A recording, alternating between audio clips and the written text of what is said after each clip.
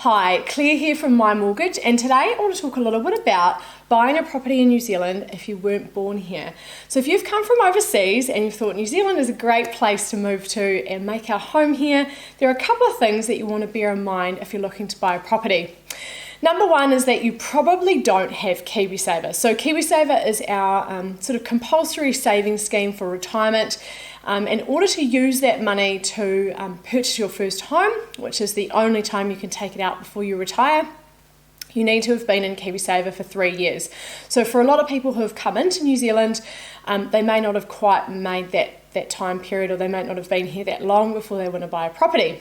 So that probably means that you maybe need to bring money from other countries.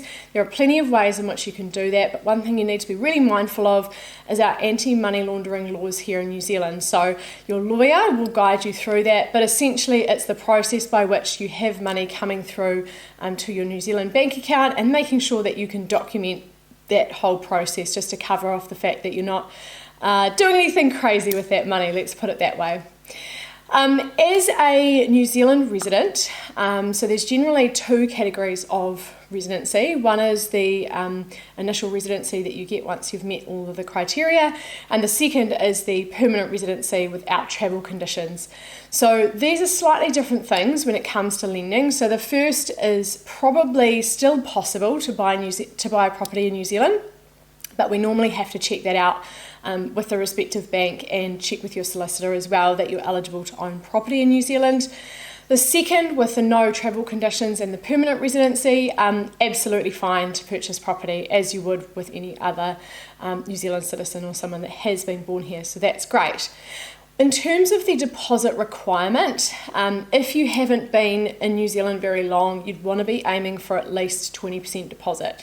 Reason for that is most of the first home buyer lower deposit lending is reserved for Kiwi citizens or people who have married into a Kiwi family. So generally they do reserve that lending for people born in New Zealand. However, there are exceptions, and I've had a few in my time where people have come from overseas, or maybe they've met overseas, and it's a Kiwi and someone from the UK or Canada or Australia or Ireland or somewhere like that. So yeah, definitely something to check in with us on. Overall, the last thing you will need is to have a permanent job, whether or not that's a contract which states that you're eligible to work here and that you have something ongoing work-wise, or it might be a contract that means you're intending to work here at some point in the future. So talk to us about that and we can guide you through the process. So if you're not from New Zealand, there are still plenty of options for you to buy here. We would love to help you with that process, and we're doing that with so many other people.